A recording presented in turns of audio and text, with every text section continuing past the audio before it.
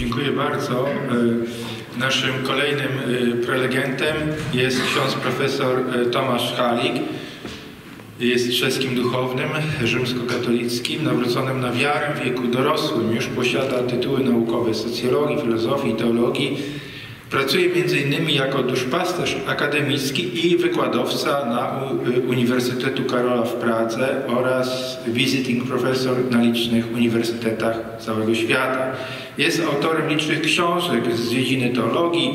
Wiele z nich zostało przetłumaczonych na języki obce, w tym również na język polski. Jest najbardziej znanym czeskim księdzem w Polsce. Tytuł jego przedłożenia brzmi Jednocząca się i zsekularyzowana Europa jako znak czasu i wyzwanie dla misji Kościoła z perspektywy czeskiej. Ksiądz profesor Halík będzie mówił w języku angielskim, a na ekranie będzie wyświetlany jego wykład w języku polskim. Zapraszam. Good afternoon. Będzie pochwalony Jezus Chrystus.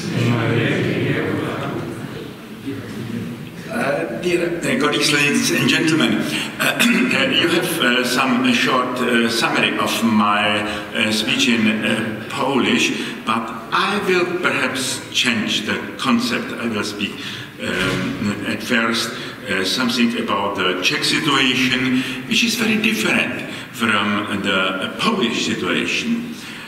The Czech lands, Bohemia and Moravia, has undergone 3 waves of secularization as a result of social cultural changes.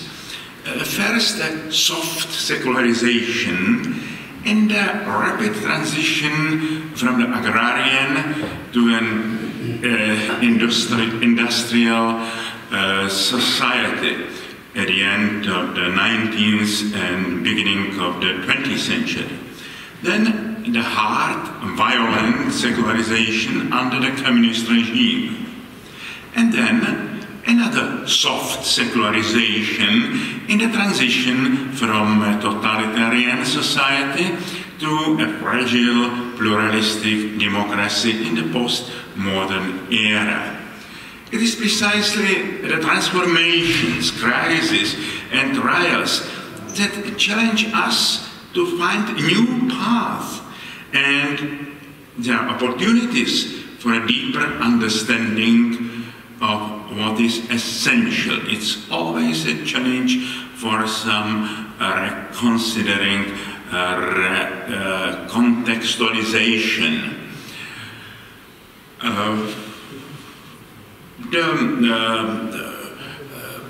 The fruit of the first secularization wave was not atheism. It was mainly the crisis of the Volkskirche, of this traditional model of church. And it was also the time of the new Czech nationalism. It was this time of modern nationalism in 19th century, and the Czech modern nationalism was connected with the struggle against the Austrian-Hungarian monarchy and against this Austro-Catholicism. So it has some anti-clerical and anti-Catholic aspects. It's very different from Poland, when the Catholic Church was a pillar of the national identity in confrontation with the Russian Orthodoxy and the Prussian and the German Protestantism. So in this way was a special interpretation of the Czech history, with the accent focusing on the Hussite revolution and so. So the Catholic Church was always the majority church, but the mentality was more influenced by Protestantism and by the secular humanism. So the secular humanism, which has many Christian aspects, especially in ethics, was the prevailing atmosphere, the intellectual climate of the first Czechoslovak Republic. The symbolic figure was the founder of the Republic of the Czechoslovakia, Professor Tomáš Halík. And then came the second period, the violent secularization, the persecution of the church during the communist time. I think that the communists have chosen the Czechoslovakia as a field of experiment, of a total atheization of society, so the persecution of the church and expansion the church from the public space was more radical than in other countries of these so-called socialist blocs because of this tradition. But there were some paradoxes because the Czechs are always sympathizers with the persecuted. And this persecution in the 50s and especially in the 60s was a source of conversion of many intellectuals, young people, students, to the persecuted Catholic Church. It was also my own personal story. And myself and many of my colleagues and friends converted the Catholic Church in the 60s, and some of the motives was also to find an alternative to the state-imposed atheism, communist ideology, and so on. But it was the time of the Second Vatican Council, and in this time, the majority of Catholics have very limited access to the contemporary theological literature. And without this intellectual background, without knowing this intellectual backgrounds, in the works of Karl Rahner, Marcin Przeciszewski, and so on, then the acceptance of the council was very superficial, very formal.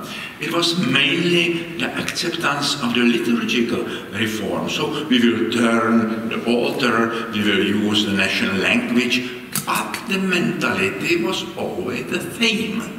But there was one exemption, paradoxical.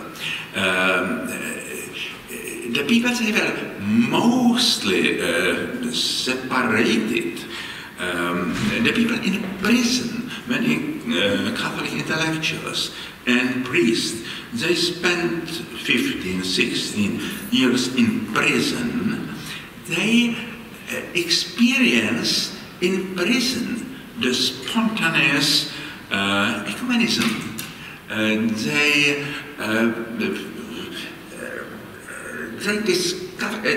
dreamed about the future church. And many of them said, yes, perhaps this persecution is a sort of purification of the church, purification of the old triumphalist Austrian church. If the church will one day free, it must be a different life of church. It must be the serving, poor, ecumenical church. And when they were released at the end of the 60s, and they received the first news about Vatican Council, they say, oh, it's exactly what we were dreamed about in the prison. And so those people, they were mainly isolated at the time of the council, was mostly receptive, sensitive to the reform ideas of the council, and were the pioneers of the reform. And then came the fall of communism. It has many reasons. I think one of the main reasons was the globalization process. In the globalization process, the communist systems were not able to be competent, to resist, and this free market of goods and ideas. There was now a free market, and so many influences, and the communist regime, the rigid communist regime, was not able to withstand the situation. So they capitulated very quickly. In the underground church, and I was part of this, and I was one of the proponents of this idea, which was born in the 80s in the underground church. We knew something about the perestroika in the Soviet Union. We expected some changes, but we didn't expect it so soon and so rapid and so radical. We came with the idea of decennium, of the 10 years of the spiritual renewal of the society. Because it was clear to us, and we wanted that those changes wouldn't be just the change of economy and political system, but it must be some change of the spiritual climate, the ethical climate. The democracy needs a sort of spiritual moral atmosphere, some sharing values. Without this, democracy is not just a political system. It is a culture of relations between people. And the democracy needs not only the organs in the body, like the political parties, but also the blood circulation. And this is the culture of relations. So we wanted to offer for the whole society a program of the spiritual renewal. Now, I think it was perhaps the first attempts for synodality in the 80s, because we offered it as a common way for everybody, not only for the Catholics, not only for the Christian, for all people. They feel the responsibility for the status of the society as a whole. But the fall of communism came so soon, so rapid, and the church, the majority of the church, especially the clergy, was not prepared for this. So that came another wave of soft secularization and a confrontation with this postmodern society. The Vatican Council wanted to prepare the church for the modern society. It was sort of reconciliation with many values of the modernity. But it was a little bit too late. It was just in time when the modernity was always ended. And I think that 68 was some important point in the modern history.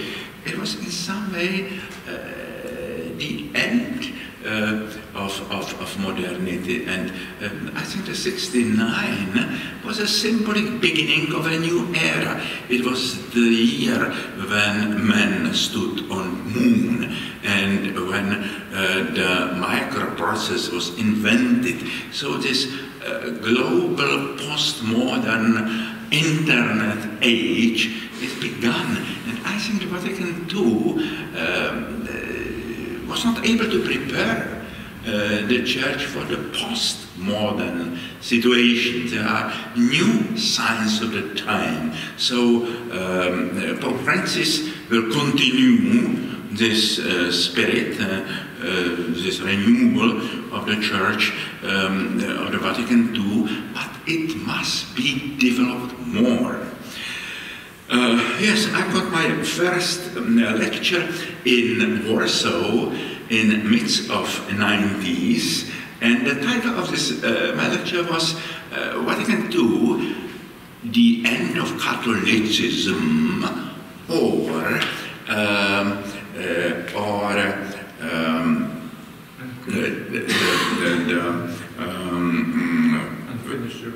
the unfinished revolution. Yes, and I said, because some people were afraid that Vatican II is the end of Catholicism. And I said, hey, it is not finished, unfinished revolution. And I think it was both, but in a different meaning. It was the beginning of the end of Catholicism, this closed model of the Catholic Church, beginning of the exodus of the Church from this Catholicism to the Catholicity, to the open ecumenical Church. But it was unfinished. It was the work of the Holy Spirit, and all the works of the Holy Spirit are unfinished. We don't know when the Spirit comes from and where he goes. So to stop the dynamism of the Holy Spirit, it is a sin against the Holy Spirit. So also this work of the Vatican II was unfinished, and now is the time to go further with the synodality. And the synodality has a great task it's a culture of listening. It is the culture of new communication. The disease of the church, the clericalism. The clericalism was the understanding of the system of the church as a system. The clerics like a ruling class. And it was very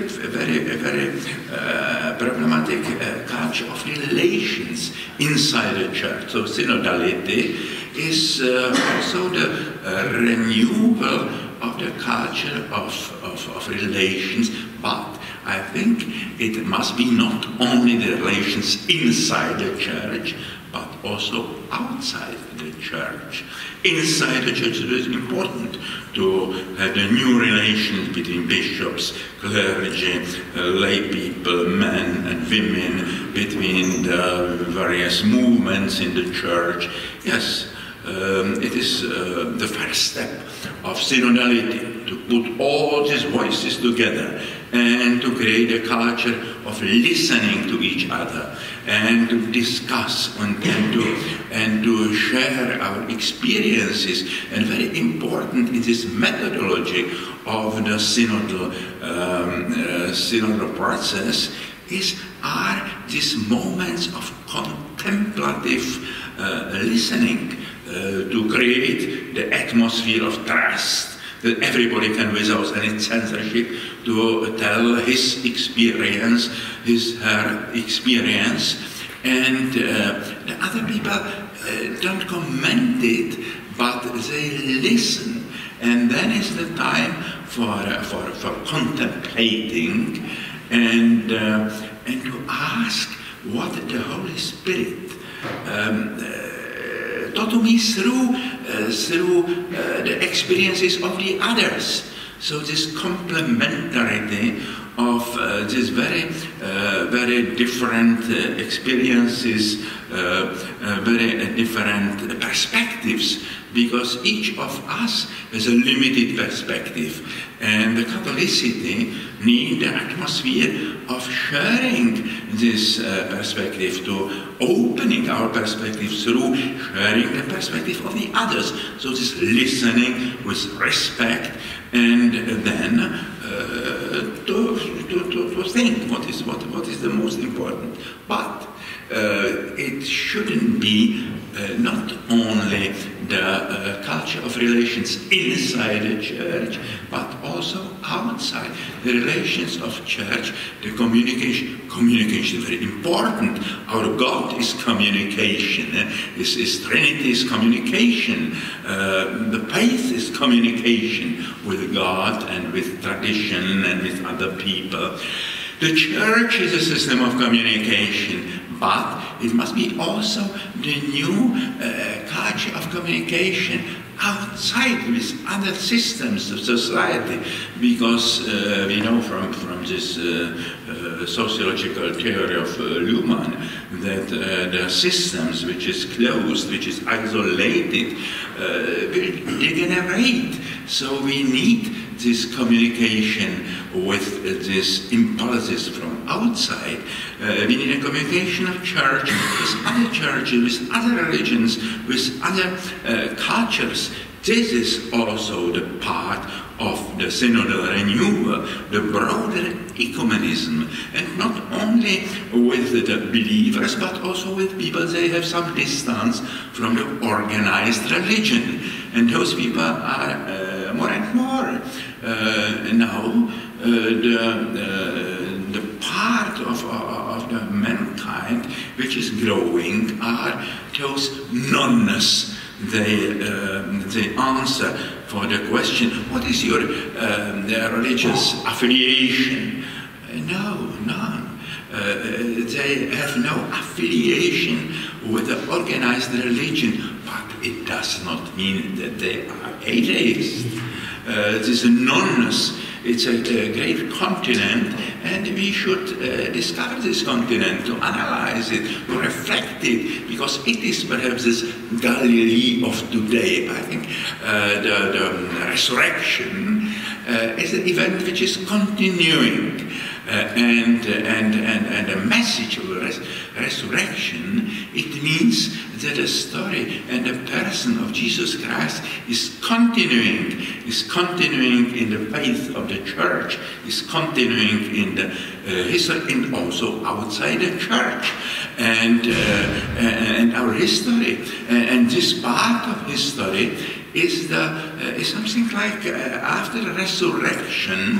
Resurrection is not just restoration or resuscitation or reanimation of the dead body. It is the great surprise. It is a transformation. The resurrected Christ came so changed and transformed that even his nearest and dearest are not able to recognize him. And I think this is our situation. Our synodal path also should be the adventure of recognizing Christ in his very different new forms, also outside the church. Sometimes we meet him as on the road to Emmaus, as stranger. Sometimes we recognize him as his wounds. He proved his identity through his wounds, like Apostle Thomas. And our way is the adventure to recognize Christ in many, many very surprising new forms. It is part of our the belief in resurrection is to open our mind and heart to this new appearance of a transfigurated Christ. And this Christ who is always, who is semper maior, who is always bigger than our expectations and our definitions. I just returned to one of my first loves, Dirk Ansorge. Dirk Ansorge has a wonderful sentence in his correspondence that he said the Christianity and the church is still a baby. Is still a baby. It is not able to recognize the greatness of Christ. For many for the whole future, we have the task to recognize the greatness of Jesus Christ. We are now the child, we are not able to recognize him. And but if Jesus Christ is semper maior, the church should be also semper maior, even greater, but not in the sense of the geographical expansion, not in the way of some imposing the power. And so, no, through deepening, through the kenotic way to the depths of the richness of Jesus Christ. This is the way. I think it's not, we have the two temptations. So this conservative temptation, nostalgia for the past. It's very nice in one book I've written this, many of these conservative Christians are like the cargo cult. The cargo cult, it was the cult of some people in Africa, and when the Americans disappeared with the airplanes, so the Aborigines were playing the aeroplanes and expected that there will be the chocolate and everything from above. And I think some of the conservative think if they will play the past, so the past will come again. But it is nonsense, it will not come. And so we cannot play like the cargo cult that then the past will return. But also, if we think that we need just the change of the institutional structures, so the people, there were many people that left the church, and they are asked now, and if there will have the married priest, the women ordination, the more openness, the homosexual, will you return to the church? And the people say no. So I think, yes, there are the problems we should openly discuss about the ordination and all the things, but it is not the solution, because both the left and the right expecting too much from the institutional side of the church. The one thing, if everything will remain like it is, everything will be okay. The other thing, if we change the institutional structures, everything will okay. It wouldn't. The both answers are the blind street. So I think the very important way is to the depths. To really the spiritual deepening, the change of mentality, the deepening of also theology, because we should offer the bigger picture of God. So we should put away this image of God as some supernatural anything beside our reality. No, the God is all in all. So this panentheism, the God which includes everything but transcends everything. And I think the church should be also more inclusive, more open, and to transcend itself, to be more open, to be more sensitive to the others. And I think this open church is church. So many people think it is a danger that the church can lose the identity, but the identity of church, it is not the set of of dogmatic definitions. The identity of church is the living Christ. The identity of church is the Spirit, which is going on and on. And so we should be sensitive to this sign of the times and to develop this, what is very important for the Jesuit spirituality, the recognition of the Spirit. We should recognize, the spirit of this time, the Zeitgeist, and the sign of the times.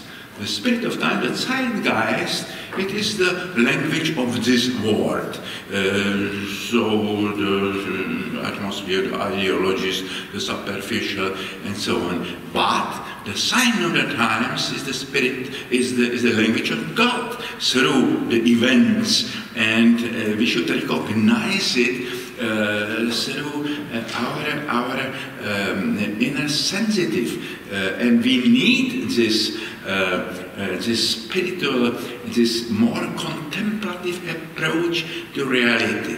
I think this contemplative approach is very important for this recognition. What all these events in the world,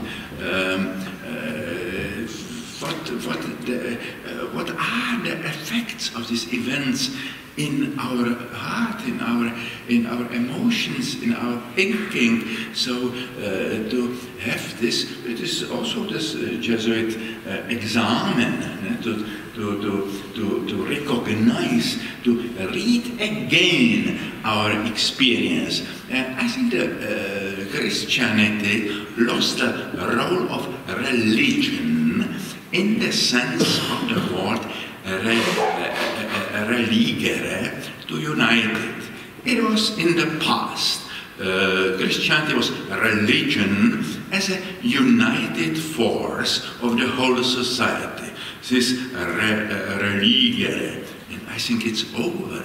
But now there could be the religion in the sense of relegere, to read again, the relectire, to read again, to read again the Bible, to read again our tradition, and to read again the events in our world, to read it deeper, to read it with the deeper understanding, to have this contemplative approach. And then it could be the source of the authentic answer to those impulses, not the superficial. So the world of today is full of this superficial reaction. It is the populism. The populism is the worst disease of our time, and we see now the populism, and also the populism have many sorts, as a nationalism, and also as a Christian fascism. So the Christian fascism to unite the Christianity with the nationalism. It was in France in the 30s, in Spain in the 30s, in the Portuguese, but it was in some Slavic language as well. It was Croatian. It was in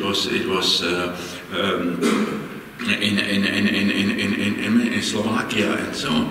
And now it's very dangerous that the countries which didn't reflect critically this past, this period from the Second World War. It was Austria, it was Slovakia, it was Hungary, it was the East Germany. Well, exactly in these countries, they didn't reflect critically this past from the Second World War. Is the nationalism again, is the populism again, is the neo-Nazism again, and also this Catholic fascism, which is which is a movement, which is now against the Pope Francis, against synodality. Sometimes it's really like a fascism, and now we have seen what happened in the United States. The communist right from the beginning beginning of the Cold War to destroy the Atlantic unity. The unity of the United States and Europe. They tried it 80 years, and President Trump did it in several weeks. So and all this